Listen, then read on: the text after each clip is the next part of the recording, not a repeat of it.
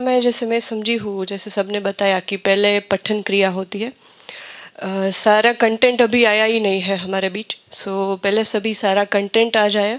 सो जितना भी आया है उसके साथ श्रवण प्रक्रिया हो रही है और उसके बाद शायद मनन प्रक्रिया शुरू करेंगे। तो अभी जो हो रहा है वो भास हो रहा है, और जब मनन प्रक्रिया शुरू होगी और उसकी निरंतरता बनेगी तो शायद भास से आभास की गति में जाएगी, क्योंकि आभास जो है वो भास की निरंतरता है, ऐसा मैं समझी हूँ। और आभास के बाद प्रतीति होगी, और प्रतीति के बाद अनुभव और अनुभूति तक हम पहुँच पाएंगे। तो ये मैं समझी हूँ। तो अभी जो हमारी प्रक्रिया होगी वो अध्ययन में पठन और उसके साथ श्रवण और मनन, जो जितना भी हम सोच पाते हैं, देख पाते हैं। अभी क्या होता है कि अब सिर्फ हम मान के चल रहे हैं कि ऐसा है, तो भी जानना नहीं हुआ है। तो फिर मनन प्रक्रिया से जानना, मानना और उसके साथ वस्तु को पहचानना होगा। और जब वस्तु को पहचानने लगेंगे तो तब शायद सत्य की वास्तविकता सामने आएगी और बुद्धि में साक्षात्कार होता जाएगा। और जब साक्षात्कार पूरा हो जाएगा तब हम सारी चीज़ों में सत्य, न्याय और धर्म की दृष्टि से देख पाएंगे। एक एक वस्तु में प्रिय हित लाभ दृष्टि तब शायद चली ही जाएगी। तो तब बुद्धि में पूरा साक्षात्कार होगा और बोध होगा। तो उसके बाद ही अनुभव तक पहुंच पाएंगे। और अनुभव के बाद आपने बोला कि अनुभव भी फर्स्ट स्टेज है, उसके बाद भी बहुत कुछ है जो करना है। तो इस तरह से मैं समझी हूँ।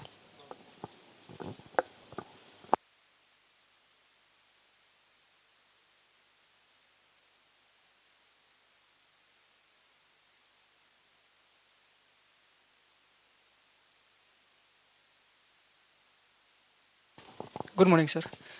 सर, अध्ययन प्रक्रिया से मैं जो एक बात समझ पाया कि what is exactly meaning of mind, मेरा एग्जैक्टली क्या महत्व है, what is importance of mind in the family, मेरा फैमिली के अंदर क्या महत्व है, और and what can be the importance in the entire existence. So existence के अंदर मेरा क्या इंपॉर्टेंट है वो मुझे एग्जैक्टली समझ में आ रहा है धीरे धीरे।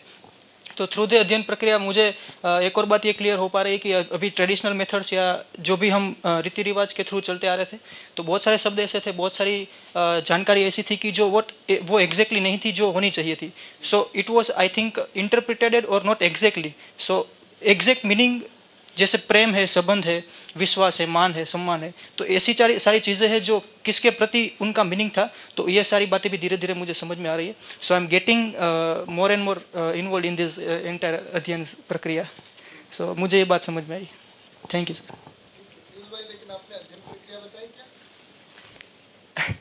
देखो आज हमारा है ना, ये तो बात सही है कि आपने जो बताया वो तो सही बताया है ना, लेकिन हमारा आज जो सभा से जानने का है, क्योंकि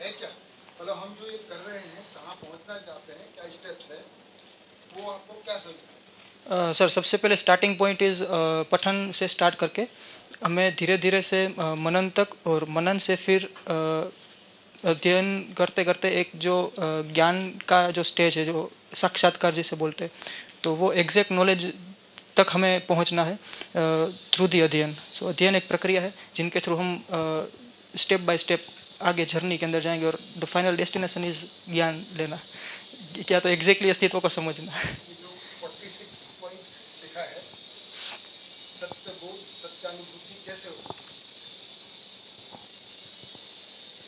अभी सर वो डेस्टिनेशन थोड़ा दूर दिख रहा है, तो तो हमको भी प्रक्रिया की बात है। ठीक है, थैंक यू सर। धन्यवाद।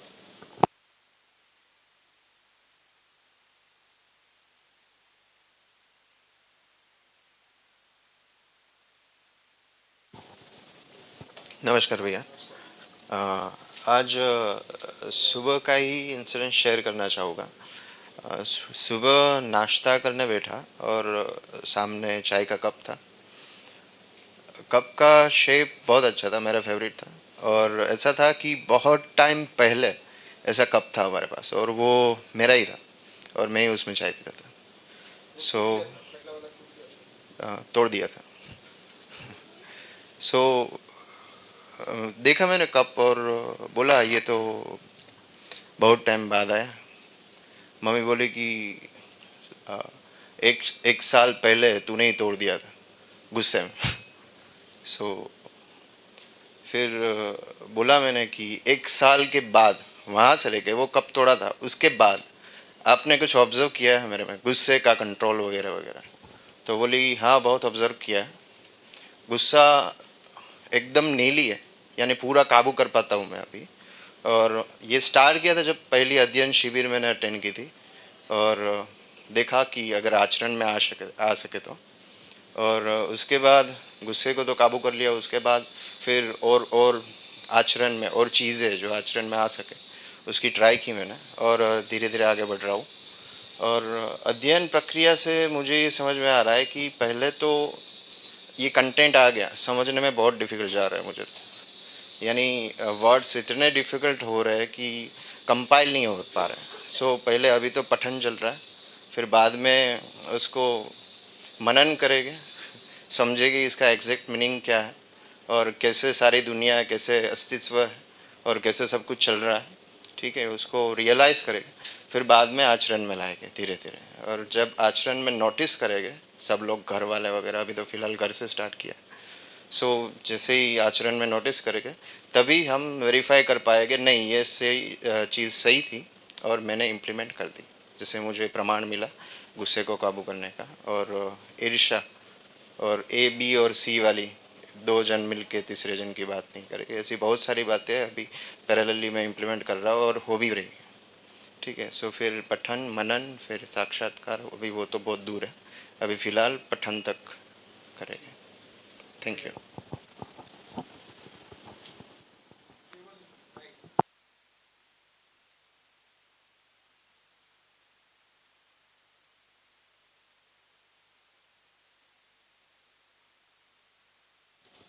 नमस्ते भैया। नमस्ते सबको। अध्ययन की शुरुआत तो परिचय शिविर से होती है। परिचय शिविर के ऊपर हम जो भी यहाँ से सामान्य सूचनाएं मिल रही है उसका हम पठन करते हैं। पठन के अंदर मैं सोचता हूँ कि ये शायद जो सत्यबोध लिखा है उसके अंदर भौतिक सच्चाइयाँ में मेनली 3 है। मैं हूँ, मैं क्या हूँ, तो जीवन ज्ञान। संसार है और संसार कैसा है, तो सह अस्तित्व दर्शन ज्ञान। और मैं सुख चाहता हूँ तो वो एक मानवतापूर्ण आचरण ज्ञान। ये शायद ऐसा मैं सोचता हूँ। और हर एक चीज़ में जो भी पढ़ता हूँ उसके अंदर ये 3 सच्चाइयाँ को ढूंढने का प्रयास करता हूँ हर एक चीज़ के अंदर। और उसके ऊपर थोड़ा मनन होता है, क्या मेरे लाइफ के साथ उसको मैं कनेक्ट करना चाहता हूँ हर एक चीज़ को। कभी कुछ होती है, कभी कुछ नहीं होती है, शायद वो आवश्यकता के ऊपर डिपेंड रहेगा। और उसके आगे बढ़ के फिर श्रवण है, मनन है, और मनन के बाद अध्ययन का स्टेज और साक्षात्कार का चालू होता है। उसके बाद बोध है और उसके बाद अनुभव है। तो ये मुझे लगता है कि इस तरीके से हम आगे बढ़ सकते हैं।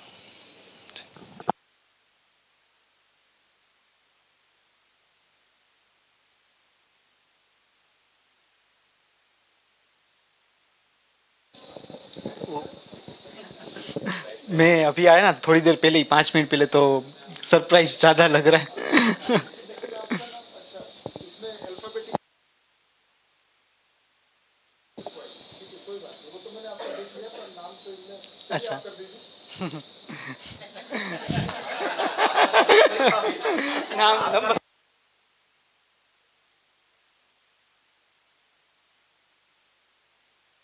एग्जाम टाइम वाला जो आपने एग्जाम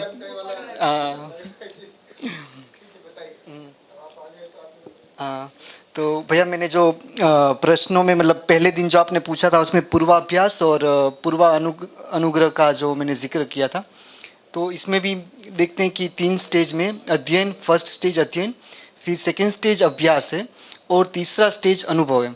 तो अभी जो मेरा मूल प्रश्न उस वक्त था कि वापिस पूर्वाभ्यास हावी हो जाते हैं, तो जब तक अध्ययन नहीं है तब तक तो पूर्वाभ्यास रहेगा ही। बिना अध्ययन के आप अभ्यास आपका चेंज नहीं कर सकते, वो मैं खुद में देख पा रहा हूँ। तो अध्ययन में भी अगर मैं अपने में देख पा रहा हूँ कि अध्ययन में भी पठन और श्रवण फर्स्ट 2 स्टेज हैं। तो अभी देखते हैं कि पठन और श्रवण भी केवल यहाँ पे जब कॉलेज में होते हैं और जब साथ में कोई बिठा के करता है तभी सिर्फ पठन और श्रवण हो पाता है। खुद से पठन भी नहीं हो रहा है अभी तो। अकेले में मतलब जब घर पे होते हैं तब अगर टाइम निकाल के पठन करना हो तो पठन भी नहीं कर रहे हम लोग। तो सबसे पहली चीज़ तो पठन और श्रवण बहुत ज़रूरी है। और केवल पठन और श्रवण से भी काम नहीं बनेगा। जब भी पूर्वाभ्यास कुछ आता है तो उस वक्त मनन की बहुत ज़रूरत है। जैसे भैया ने भी बताया था कि किसी भी मान्यता को अगर आपको चेक करके उसको अपने में से निकालना हो तो वो जब हावी होती है उसी वक्त अगर आप एक्टिव रहते हो मनन के स्टेज में तब जाके वो मान्यता आप निकाल सकते हो। तो मनन बहुत ज़रूरी है जो मैं देख पा रहा हूँ कि नहीं हो पा रहा है। और उसके बाद मनन के बाद जाके वो चीज़ भास आभास और प्रतीति में मतलब स्थित हो सकती है। और अभ्यास में फिर लाया जा सकता है वो सब कुछ। और अपने पूर्वा अभ्यास और पूर्वानुग्रह वो सब निकाल सकते हैं हम।